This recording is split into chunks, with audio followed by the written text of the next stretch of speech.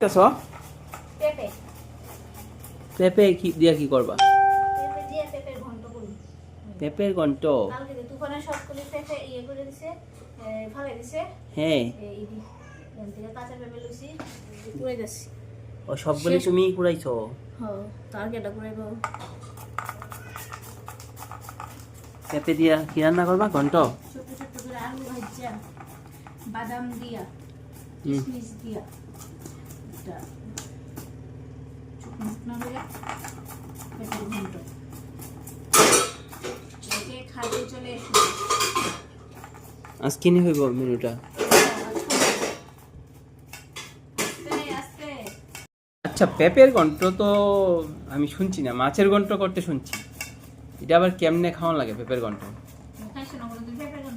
না না, পেঁপের ঘন্ট আমি খাইছি না কোন সময়। মাছের মুড়ি ঘন্ট খাইছি, মিষ্টি মিষ্টি লাগে। পেঁপে দিয়া ঘন্ট শুনছি না। পেঁপে দিয়ে অন্য তরকারি খাইতে শুনছি। পেঁপের ঘন্ট স্বাদ আছে, খাই দেখো, মিষ্টি মিষ্টি লাগে, খুব টেস্ট।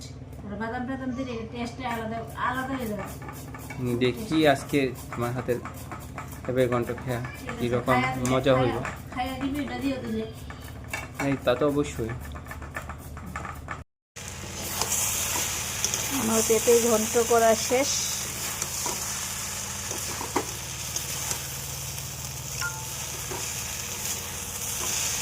এখন শুধু একটু ঘি দিব, এভরিডে ঘি, শাহি ঘি।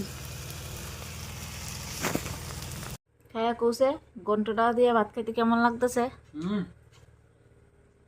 খুব স্বাদ হয়েছে, দুর্দান্ত হয়েছে। সত্যি করে প্রশংসা করলে সত্যি করে প্রশংসা করার লাগে। ঠিক করে কও, অতুলনীয়। ভালো হয়েছে খাইতে? সব ঠিক আছে? হ্যাঁ, ফার্স্ট খেতেছি তো খুব ভালো লাগতেছে। আর খাইছো না ঘন্ট? না, পেঁপের ঘন্ট খাইছি। হ্যাঁ হ্যাঁ, আচ্ছা খাও তাইলে।